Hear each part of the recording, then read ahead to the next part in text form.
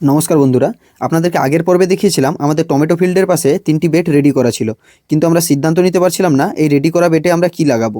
সামান্য রিসার্চ করার পরে আমরা সিদ্ধান্ত নিয়েছি এই শীতে আমরা এই জমিতে কমার্শিয়ালভাবে লাগাবো চন্দ্রমল্লিকা ফুল। কিন্তু কেন চন্দ্রমল্লিকা? Because it is the queen of winter and one of the most profitable flower crops. এই গাছটি লাগানোর বেশ কয়েকটি সুবিধা হলো। শীতের মরশুমে এই ফুল লাগালে বাজারে এর চাহিদা থাকে সবসময় তুঙ্গে, কারণ সমস্ত বিয়ে এবং পুজোতে এর চাহিদা প্রচুর থাকে। চন্দ্রমল্লিকা গাছ একবার লাগালে বারবার ফুল পাওয়া যায়।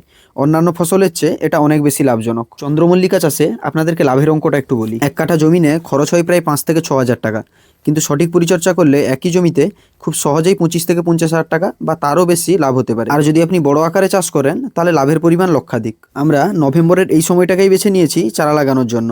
এতে ডিসেম্বর মাসের মাঝামাঝিতেই আমাদের ফুল হারভেস্ট চালু হয়ে যাবে। আমরা দুটো গাছের মধ্যে দূরত্ব রেখেছি 2 ফিট করে। যদি আপনাদের এলাকায় এই ফুলের চাহিদা থাকে, তবে কম বিনিয়োগ এবং কম সময়ে যদি মোটা অঙ্কে লাভ করতে চান, তবে শীতের এই ফুলটি কিন্তু চাষ করতে পারেন। আর আপনার খালি জমিকে বানিয়ে তুলুন সোনার খনি। চন্দ্রমল্লিকা চাষের A to Z গাইড পেতে আমাদের চ্যানেলটির সঙ্গে জুড়ে থাকুন।